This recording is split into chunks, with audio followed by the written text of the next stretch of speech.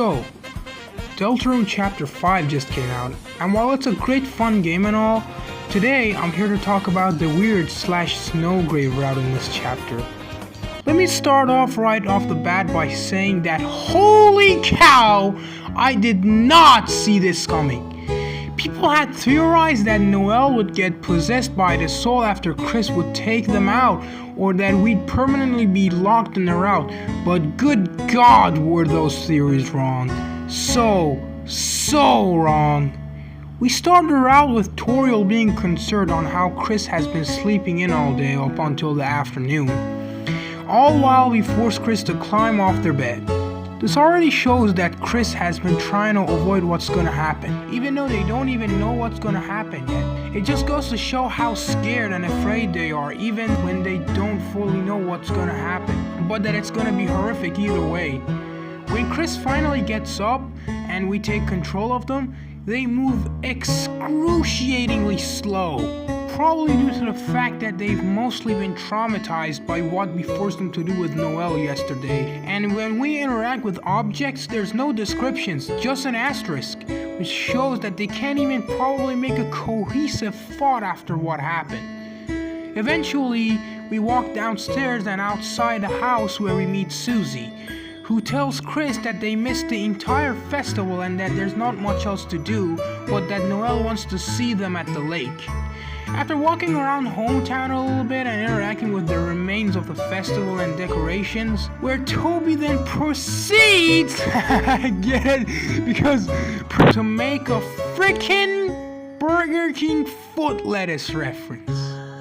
You know, I actually admire him giving us a little joke like this before disaster strikes. Really shows how he's basically saying, hey, here, have one last laugh before everything goes south. And I really appreciate it. Then we go to interact with Sans for ice cream because weirdly enough Susie doesn't let us go to the lake before we do. And when we go up to him, he gives Chris not ice cream but a piece of bread. A piece of bread where the description mentions that it leaves a lot of crumbs behind.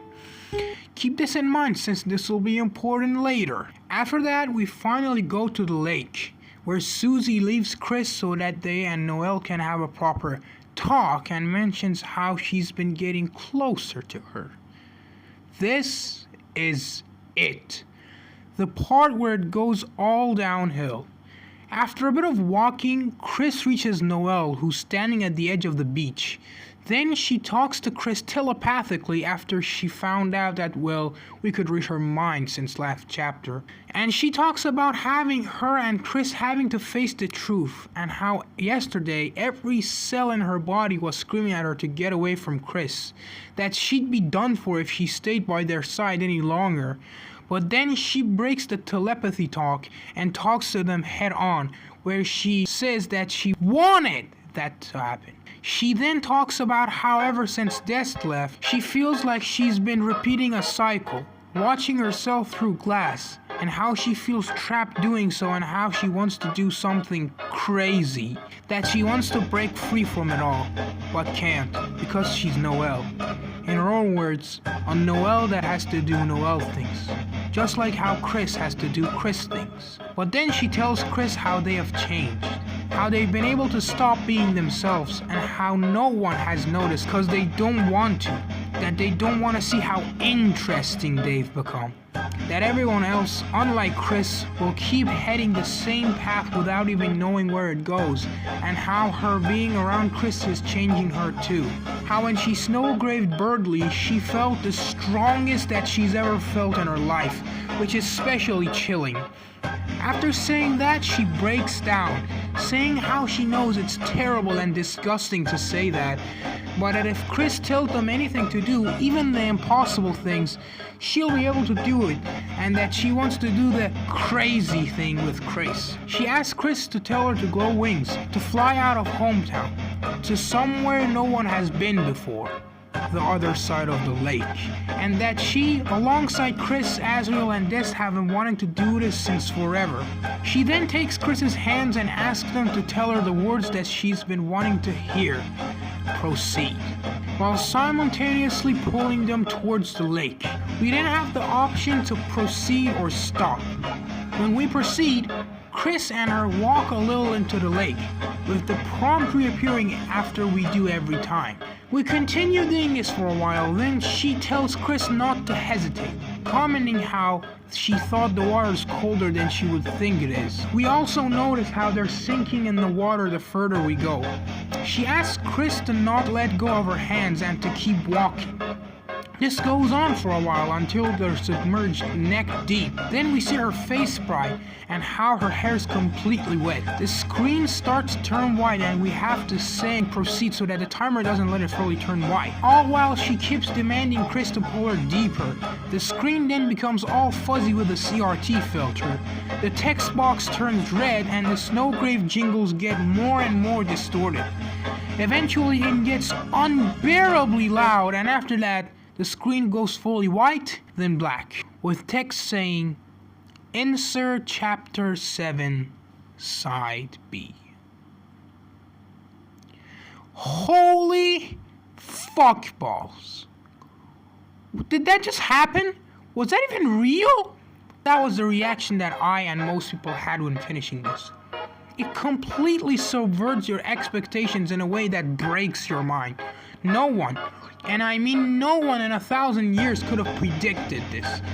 And I don't even know where to begin dissecting and analyzing Noelle here. She's been broken in such a way that she does not act like her usual self, even in the slightest. The way she talks, the way her voice cracks, her face becoming so damn creepy that even I made fan art of it just hours after playing. It just completely blows your mind how she behaves here. But this opens a whole big can of worms about her life and her mental health. She talks about being free in a way like she's actually excited to do the things that she did, to break away from a mundane life that is controlled by Carol, to break away from the fact that her dad's deathly ill, that her sister has completely disappeared. It's so dark in the way that she views it as an exciting and the only way to escape from it all. That what's creepier is that her behavior completely fits how people with depression or suicidal thoughts and tendencies tend to behave around others, putting up all this happy persona and mask to not let her true feelings slip away. And in most cases, it's effective in a way that no one grows suspicious or finds out until it's too late. So effective, in fact, that even us players and the fandom weren't able to figure it out until now. Like, come on, tell me, did you thought she had thoughts like this now?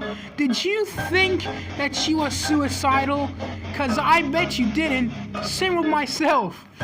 She mentioning how Chris changed and how through us manipulating and abusing her through Chris has made her also believe she could break free from her usual self, that she can use our powers to her advantage of taking herself out. It's genuinely one of the most horrific and terrifying things I've seen in any piece of media, even worse than actual horror games. And the way she just demands Chris to take her all in, drowning her, it makes it so much more creepier than it already was. That she wants this to happen, that she wants to escape by any means necessary. What's even more sad to think is that what happens to all the other characters after this? Remember that piece of bread Sans gave Chris and how I said it'd be important for later? Well, that was for now, as people speculate that he's gonna use the crumbs to follow up on Chris in case anything bad happens. Which begs the question, how and why would he know about all this? I don't know. Theorists, do your things with this one. But either way, Toriel, Asgore, Susie, and all others are gonna be in shambles, especially Susie after she said that she was getting closer to Noelle. But the worst case is Carol.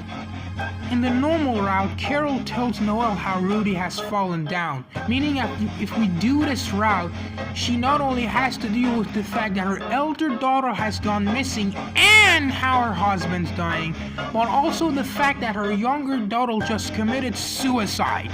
It's genuinely so fucking depressing that even when not stated directly, this route just gets worse and worse the more you think about it. The thing that makes this so much more horrible, especially compared to say something like the genocide round in Undertale, which my good friend Rohan pointed out, who's up to him, is that at least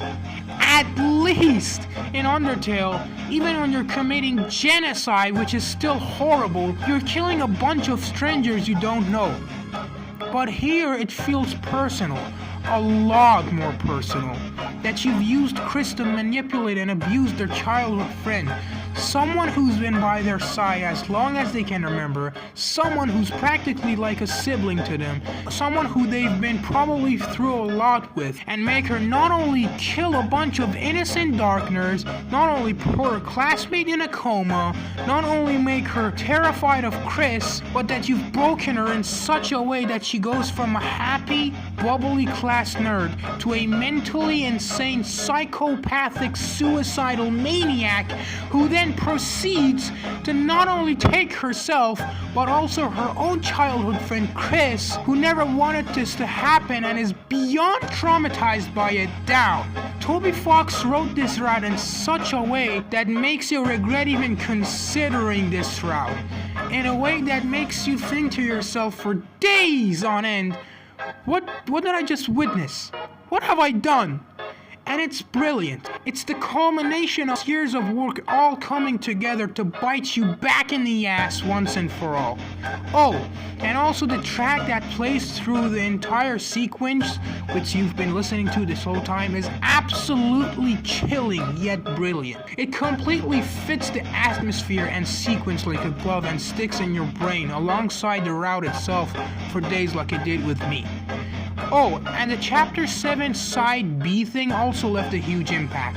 Now I'm just terrified of what's gonna happen in that chapter, and what the hell a Side B is. Ultimately, I guess we just have to wait and see. Something more insane and diabolical about his route is if you try to abort it by saying stop to Noelle after she takes Chris's hand. She does not comply with it. She takes the demanding, charging role, the controlling role that we have been having all this time. And she acts like a way like she wants it, like she does not want to back out of this, no matter what we say. She's broken in such a way that she does not want this to be over. But eventually, it does end. If we don't say proceed, the route gets kinda aborted, with Noelle saying nothing changed.